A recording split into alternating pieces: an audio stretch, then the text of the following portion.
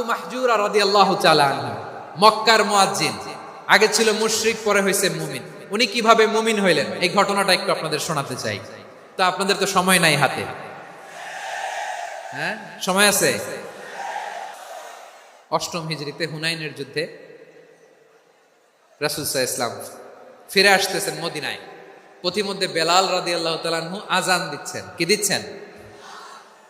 তো পাশে ছিল মুশরিকদের একটা পল্লী, কিছু মুশরিক তরুণ, কিছু অমুসলিম কিশোর, তারা আজানকে ব্যঙ্গ করতেছে।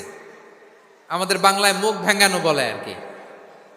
বেলাল রাদিয়াল্লাহু তাআলা আনহু আজান দিচ্ছেন, ওই বাচ্চাগুলো মুশরিক, তো ওরা আজানকে ব্যঙ্গ করতেছে, বিকৃতি করে ওরাও আজান দিচ্ছে। উদ্দেশ্য হচ্ছে আজানকে নিয়ে ঠাট্টা করা। উদ্দেশ্য কি?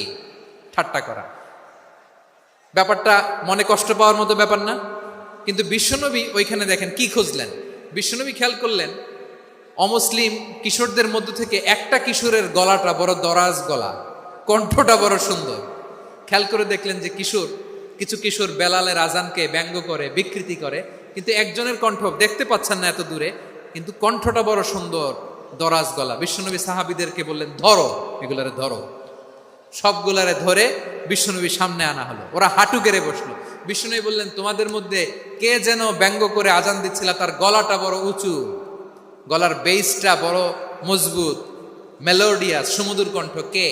আবু মাহজুরা বলে, আমার বন্ধুরা সবাই আমার দিকে আঙ্গুল দেখায়, আমি পড়ে গেছি বিপদে।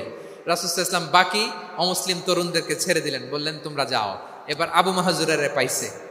আবু মাহজুরার চুলের মধ্যে হাত দিলেন বিশ্বনবী, মাথায় হাত দিয়ে বললেন, এবার আজান দাও দেখি।